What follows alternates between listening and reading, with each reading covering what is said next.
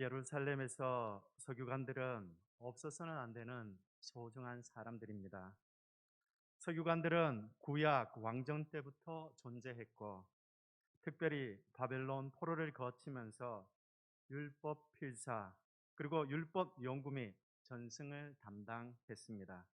또 회당이나 성전에서 공문서 등을 작성한 전문가 집단으로 꼭 필요한 사람들이었습니다.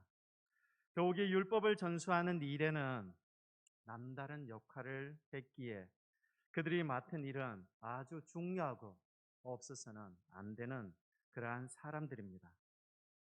그러나 그 위치에 있으면서 그들이 맡은 그 직책이 오히려 그들에게 해가 되어 버리는 그러한 것을 오늘 본문을 통해 우리는 보게 됩니다.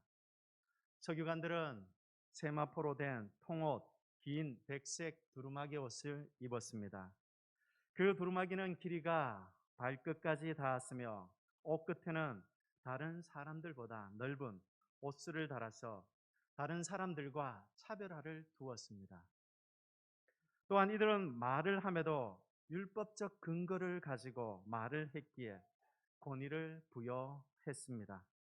이런 외적 차이와 또한 율법에 근거둔 말로 인해 사람들의 존경과 경외의 대상이 바로 이 서기관들이었습니다. 하지만 이런 서기관들에 대한 예수님의 평가는 냉혹합니다. 40절입니다. 그들은 과부의 가산을 삼키며 외식으로 길게 기도하는 자니 그 받는 판결이 더욱 중하리라. 무서운 말입니다. 병행 본문인 마태복음 23장 5절에서 7절은 이렇게 기록되어 있습니다. 그들의 모든 행위를 사람에게 보이고자 하나니 곧 그 경문띠를 넓게 하며 옷수를 길게 하고 잔치의 윗자리와 해당의 높은 자리와 시장에서 문안받는 것과 사람에게 랍비라 칭함을 받는 것을 좋아하느니라. 그들은 그들에게 주어진 아주 소중한 이 사역을 자신을 드러내고 자신들이 영광받는 그 일에 그 일로 변질되었음을 우리는 알 수 있습니다. 그리고 그것을 예수님은 지적하고 있습니다. 예수님의 사역은 어떠합니까? 예수님은 낮은 자를 찾아가서 그들과 함께 높아지시는 일을 하셨습니다. 예수님은 낮은 자들과 함께 하나님의 영광 안으로 들어가기를 원하셨습니다. 그것이 예수님의 사역 방법입니다. 윈스턴 처칠이 가장 위대한 여성으로 칭송했고 1999년 갤럽이 선정한 20세기에서 널리 존경받는 인물 중 한 사람이 있습니다. 그 사람은 바로 헬런 켈러입니다. 하지만 그녀의 어린 시절은 존경과는 거리가 멉니다. 청각장애 그리고 시각장애까지 있었던 그녀는 읽을 수도 제대로 말할 수도 없었습니다. 또한 자신이 가르치는 선생님의 치아를 부러뜨릴 만큼 난폭했습니다. 하지만 그녀가 존경받는 사람이 되었다는 것은 그녀를 가르쳐준 그녀의 선생님이 그녀의 수준으로 내려가서 그녀의 눈높이에서 가르쳐주고 지도해 주었기 때문입니다. 그녀는 이러한 앤 설러반이 있었기에 그 모든 어려움을 극복하고 모든 사람의 존경받는 사람이 되었습니다. 헬런 켈러가 존경받는 그리고 칭송받으면 받을수록 앤 설러반도 함께 칭송과 영광을 받게 되는 것입니다. 하나님은 우리에게 이러한 섬김의 방법을 원하고 있습니다. 하나님은 사람을 특별한 존재로 창조하셨습니다. 하나님의 형상을 따라 만드셨고 하나님과 동등한 위치에서 하나님과 교제하도록 만드셨습니다. 에덴 동산에서 하나님과 동등한 자리에서 대화할 수 있는 존재는 아담과 하와뿐이었습니다. 그런데 그 영광스러운 그러한 존재가 죄로 인해 그 모든 영광을 상실하게 되었습니다. 그 상실한 영광을 회복시키기 위해 하나님은 예수님을 우리 곁으로 보내주셨습니다. 로마서 3장 23절에 바울은 이렇게 말하고 있습니다. 모든 사람이 죄를 범하였음에 하나님의 영광에 이르지 못하더니 그리스도 예수 안에 있는 성령으로 말미암아 하나님의 은혜로 값없이 의롭다 하심을 얻은 자 되었느니라. 정말 놀라운 은혜입니다. 예수님이 우리에게 오셔서 우리의 잃어버린 영광을 회복시키기 위해서 십자가를 지신 것입니다. 서기관들은 영광을 얻기 위해 자신들이 영광을 얻기 위해 노력을 했지만 예수님은 하나님의 영광으로 오셔서 우리가 그 영광에 받기에 합당한 존재로 만들어 주셨습니다. 서기관들의 잘못은 낮은 자리에 있는 사람, 그리고 하나님을 만날 능력을 상실한 사람을 찾아가서 높여줄 수 있는 기회를 가진 사람들이었습니다. 그러나 그들은 그것을 하지 못했습니다. 예수님은 제자들에게 분명히 말씀하고 계십니다. 이방인의 임금들은 그들을 주관하며 그 집권자들은 은인이라 칭함을 받으나 너희는 그렇지 않을지니 너희 중에 큰 자는 젊은 자 같고 다스리는 자는 섬기는 자와 같을지니라. 여기서 젊은 자는 어린아이 같다는 말입니다. 예수님의 말씀과 행동은 오직 한 가지였습니다. 낮아지고 소외받은 사람들을 찾아가 하나님의 영광에 이르도록 구원을 베풀어 주시는 일이었습니다. 비록 예수님, 당신이 부정하다는 소리를 들어도, 그리고 죄인의 친구라는 소리를 들을지라도, 또한 거짓 선지자라는 비난을 받을지라도 그 일을 멈추지 않고 결국 우리에게 구원을 베푸시고 십자가 지시는 데까지 나아가셨습니다. 그가 찔림은 우리의 허물 때문이요 그가 상함은 우리의 죄악 때문이라. 그가 징계를 받음으로 우리는 평화를 누리고 그가 채찍에 맞음으로 우리는 나음을 받았도다. 이것이 바로 예수님이 우리에게 베풀어 주신 은혜입니다. 우리는 우리 스스로가 높아질 수 있는 존재가 아닙니다. 주 안에 있으므로 주님이 주시는 영광으로 높아지는 존재입니다. 그리고 그 주님의 영광을 누릴 수 있는 존재입니다.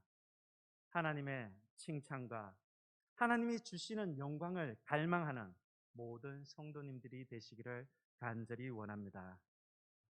41절로 넘어가면 서기관들을 책망하시는 예수님의 관심과 대화는 과부의 헌금으로 넘어가는 것을 볼 수 있습니다. 예수님은 헌금함에 사람들이 돈을 넣는 것을 보고 계십니다. 부자들은 자신의 능력대로 많은 헌금을 했습니다.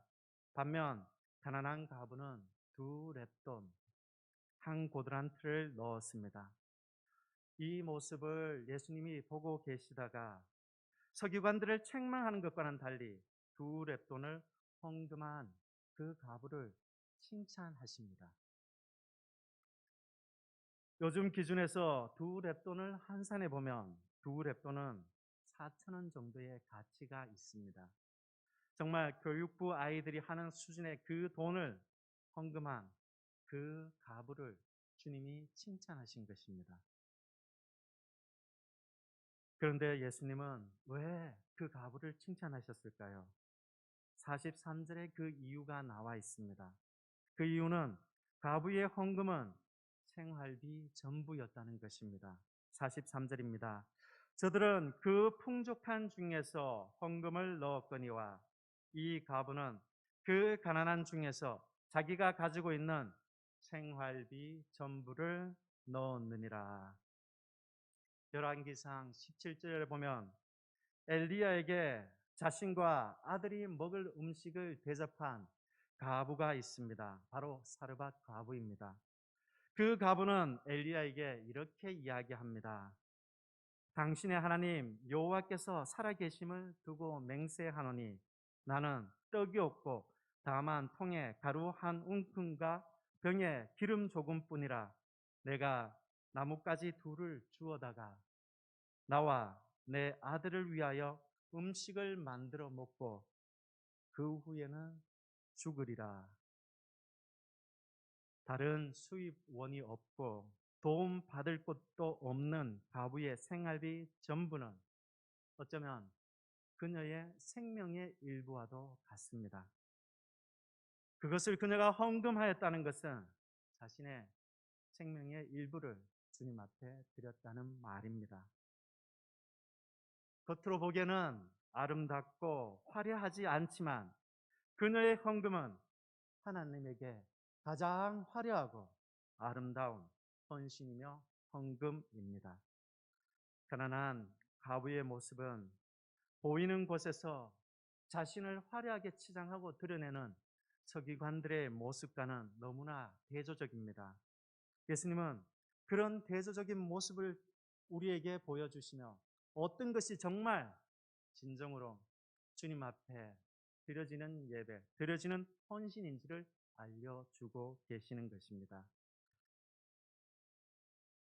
과부의 작은 두 렙돈은 예루살렘 성전에서는 아무도 주목하지 않는 것입니다. 그러나 예수님은 작은 두 렙돈, 생명의 일부를 바친 그 행위를 서기관들보다도 더 주목하고 계셨던 것입니다. 화려하게 꾸며지고 돋보여야만 하나님이 시선이 머문다고 생각하면 그것은 잘못입니다. 예수님의 눈길이 머물렀던 것은 화려한 서기관도 아니었습니다. 또한 아름다운 예루살렘 성전도 아니었습니다. 오히려 돋보이지 않고 남에게 인정받지도 못하는 가난한 과부의 그 마음에 주님의 눈길이 머물고 주님의 마음이 가셨던 것입니다. 예수님의 눈길은 그 과부의 중심을 보셨습니다. 다윗은 자신이 백향목궁에 거하지만 하나님의 법궤가 성막 안에 거하는 것을 보고 성전 건축을 결심합니다. 그때 다윗에게 하나님이 찾아오셔서 하신 말씀이 어떤 말씀이십니까? 너희에게 어찌하여 내 백향목 집을 건축하지 아니하였느냐고 말한 적이 없다고 하십니다. 이것은 하나님은 겉으로 보여지는 것과 상관없이 영광 받으시는 분이고 겉으로 보여지는 외관으로 인해서 영광을 받지 않는다는 말입니다. 또한 하나님은 다윗에게 말씀하십니다. 내가 너를 목장 곧 양떼를 따라다니던 데에서 데려다가 내 백성 이스라엘의 주권자로 삼고 내가 어디로 가든지 내가 너와 함께 있어 내 모든 대적을 내 앞에서 멸하였은즉 세상에서 존귀한 자들의 이름과 같은 이름을 내게 만들어 주리라.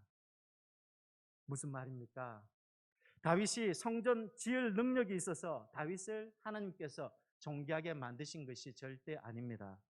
이름 없는 다윗을 하나님께서 선택하시고 그 마음의 중심을 보시고 하나님이 그를 존귀한 자로 만들어 주셨고 하나님의 영광을 누릴 자로 만들어 주셨다는 것을 강조하고 있는 말씀입니다.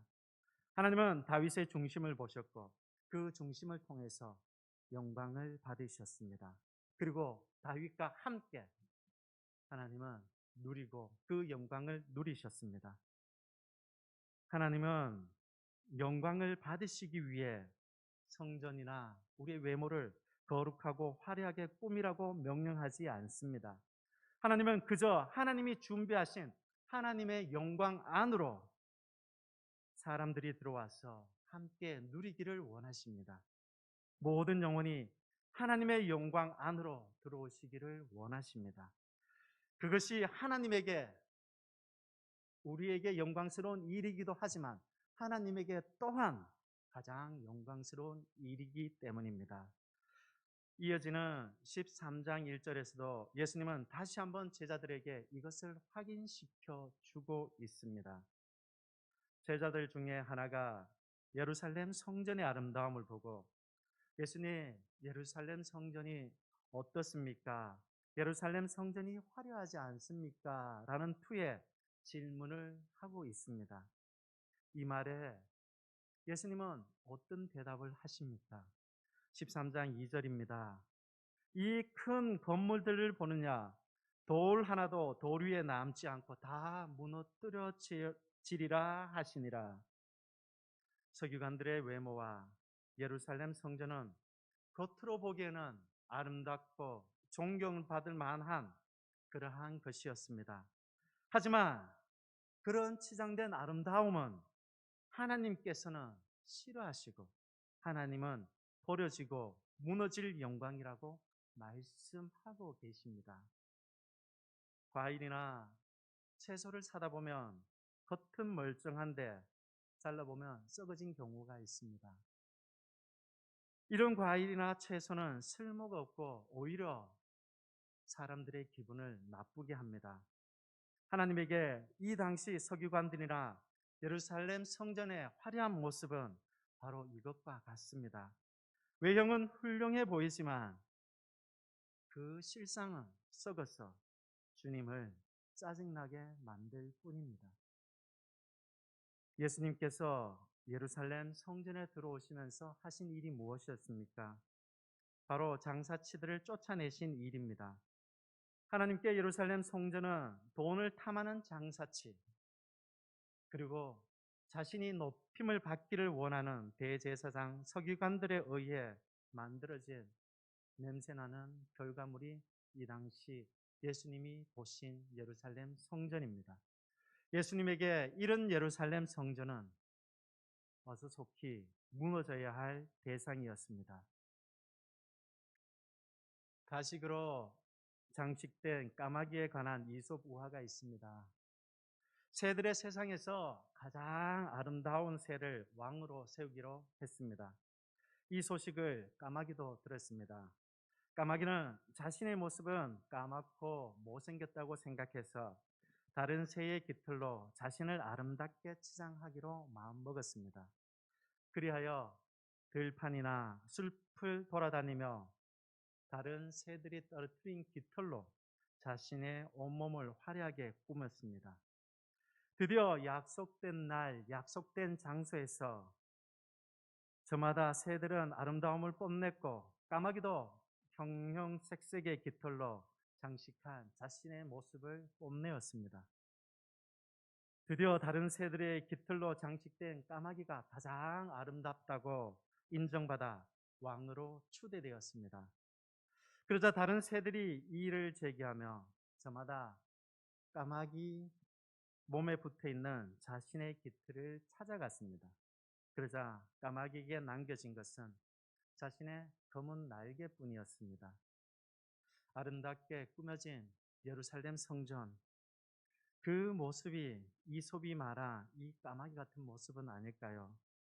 거룩한 것으로 외형은 아름답게 꾸며져 있지만 실상은 하나님 앞에서 전혀 아름답지 않는 모습, 그것이 예루살렘 성전과 서기관들의 모습이 아니었을까요? 저희 집 아이들이 가끔 저에게 협박조로 하는 말이 있습니다. 아빠가 이러는 거 담임 목사님 알아? 교회에서와 집에서 행동이 다르다는 것을 꼬집고 있는 것입니다. 저에게서도 이런 까마귀 같은 모습이 보여지고 있는 것입니다. 이것은 유독 서기관에만 있는 것이 아니라 우리 모든 사람들 속에 있는 그러한 모습입니다. 왜곡되고 변질된 그러한 가식으로 꾸며진 모습은 아무리 아름다울지라도 주님 앞에 인정받지 못합니다. 하나님은 우리의 진실 있는 진실된 모습 그대로를 원하십니다. 그리고 그 모습으로 주님 앞에 나올 때 주님께서 그 모습을 사용하시고 주님께서 우리를 높여 주십니다. 교회 공동체도 또한 동일합니다. 많은 사람들에 의해 아름답게 꾸며지고 멋진 모습으로 예배드려지는 예배라 할지라도 그 속을, 그 실상을 살펴보아야 합니다. 그 속에서 높아지려는 사람이 있다면, 하나님의 은혜로부터 소외되는 사람이 있다면 그 예배는 하나님의 눈길이, 하나님의 마음이 머물 수 없는 예배가 되고 맙니다. 자신이 높아지는 것이 아니라 서로 세워지고 같이 높아짐으로 인해 주님 안에서 하나님이 주시는 영광을 같이 누리는 우리 칠성교회 성도님들이 되기를 간절히 원합니다. 기도하겠습니다. 주님, 우리는 서기관의 모습을 통해 하나님을 높이는 대신 자신이 높아지려는 그러한 모습을 살펴보았습니다. 주님, 우리에게 그러한 모습이 없는지 살펴보게 하시고 주님 앞에 정말 두 랩돈을 드린 과부처럼 온 마음과 그리고 주님 앞에 진심을 다해서 예배드리는 하나님의 백성이 되게 하여 주시옵소서. 예수님의 이름으로 기도합니다. 아멘.